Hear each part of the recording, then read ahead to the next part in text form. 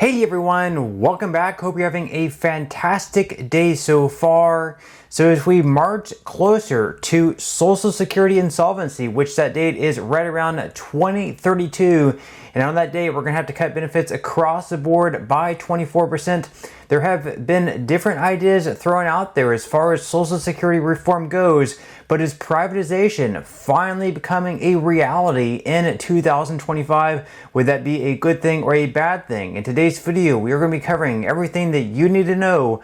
But before we go ahead and dive into it for today, if you would like to receive up to $200 in free stock or $200 in free cash, in a pinned comment below, I will be leaving a link to Robinhood. All you have to do is once you click on that link, is just sign up for a free account and then simply link your bank account. You do not even have to make an opening deposit. At that point in time, Robinhood will be sending you one free stock worth all the way up to $200. And if you'd really just have the cash, all you have to do is once you receive the free stock, is just sell it for what it's worth and then transfer the cash value right back to your bank account. Okay, so diving right into it for today. So once again, they have had different dates out there. This has been all over the news over the past year or so. The insolvency date for Social Security continues to move upwards, unfortunately. And right now they are projecting anywhere between 2032 and 2033. And whenever this insolvency date takes place, unfortunately for everyone receiving Social Security, whether you receive Social Security retirement benefits, whether you receive SSI benefits, or whether you receive SSDI benefits, whatever you're receiving on that date is going to be cut by anywhere between 19 to 26%. So for example, here you can see straight from the Committee for a Responsible Federal Budget that the trust fund here will be insolvent in just 7 years by late 2032, at which point benefits will be cut automatically by 24% across the board if nothing is done. So a typical couple retiring just after insolvency will face an $18,400 cut in annual benefits. That is very, very significant. And right now, sure, there have been different reform ideas thrown out there. So for example, we have one by Bernie Sanders called the Social Security Expansion Act that would keep the trust fund solvent all the way until 2100 and beyond. And not only that, it would also increase benefits for everyone across the board by right around $200 every single month. Then we also have one by John Larson that's called the Social Security 2100 Act that would also increase the solvency date as well. Then we also have one by Sheldon Whitehouse. His bill is called the Medicare and Social Security Fair Share Act. It would keep both programs solvent for a longer period of time.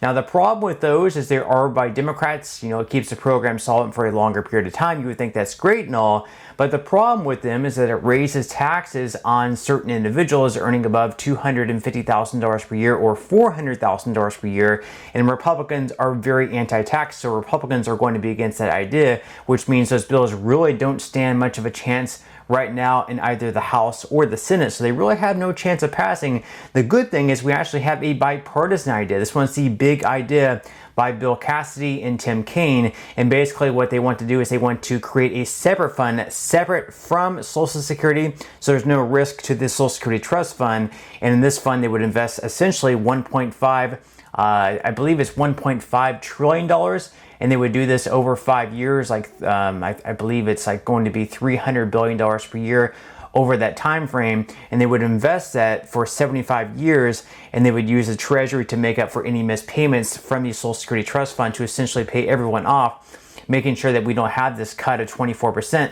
and then after 75 years, this fund would pay back the Treasury all the money that it had to pay in there.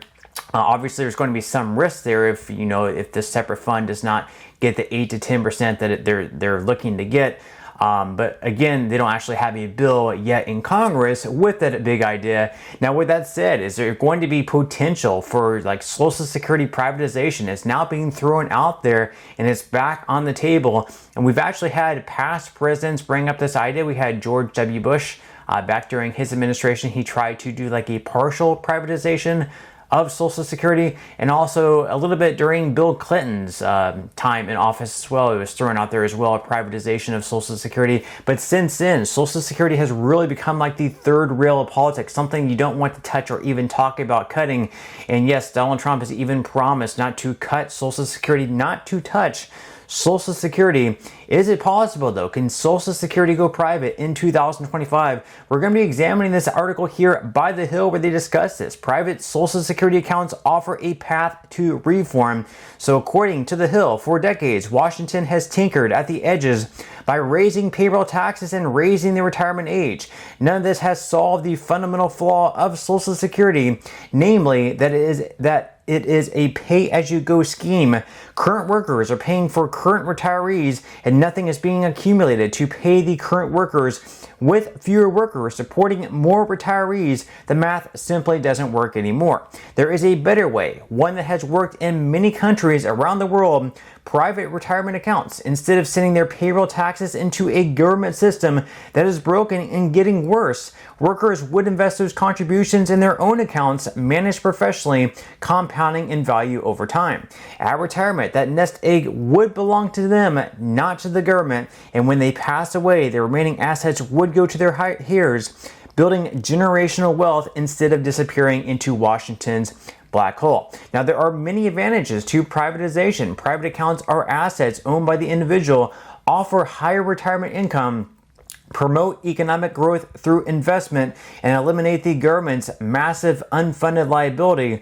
Workers could contribute more if they choose. Employers could match additional savings, and the program would become permanently self-sustaining. And of course, the challenge is the transition. So moving from the broken pay-as-you-go system to a fully funded private account model requires significant capital. We must maintain payments to the current recipients, so redirecting contributions to private accounts leaves a funding gap for current retirees.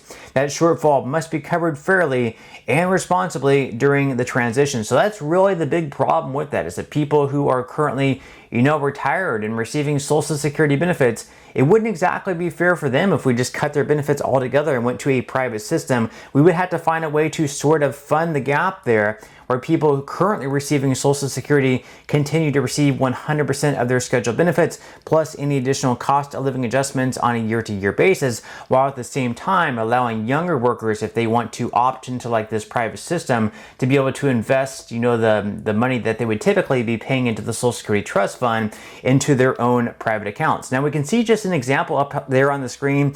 We see that right now the average salary for the class of 2025 is projected to be around $76,251. We do have lower estimates there, such as $66,000 from Demand Sage and SoFi, and $68,124 from Nationwide Visas and ZipRecruiter. So we're just going to take the lower example there. Someone who earns $66,000 per year, what that would mean for them come retirement versus, I guess working and paying that money into the Social Security Trust Fund via taxation. So right now, if you're an employee, you're going to have certain amounts taken out of each paycheck. So out of each paycheck, if you're an employee, you're going to have a payroll tax you're going to be paying into Social Security and Medicare. That's going to be 15.2% in total, although you're going to be splitting that with your employer. So for the Social Security portion, you're going to be paying 6.2%. Your employer is going to be matching that at 6.2%. So let's just say that you're an employee and you're only paying 6.2%, but instead of having that go into the Social Security Trust Fund, instead that's going into your own private account that's being invested into the S&P 500 or something very similar, where you're going to be yielding right around a 10% return. So you can see up there on the screen, this model is basically based on someone earning $66,000 per year, investing 6.2% of that $66,000. So it's going to be $4,092 total annually on your $66,000 salary. And then on a monthly basis, that's going to be working out to $341 a month invested in your private account. And you can see that after 40 years, if you invest $341 each month, that's going to total up to almost $2 million.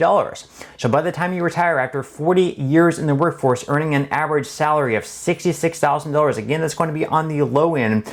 On average, you're going to be coming out at almost $2 million at retirement, which I would say is probably going to be a lot better than whatever your Social Security check would end up being. Now, of course, there is a risk there. Is there a guarantee of a 10% return? for the next 40 to 50 years?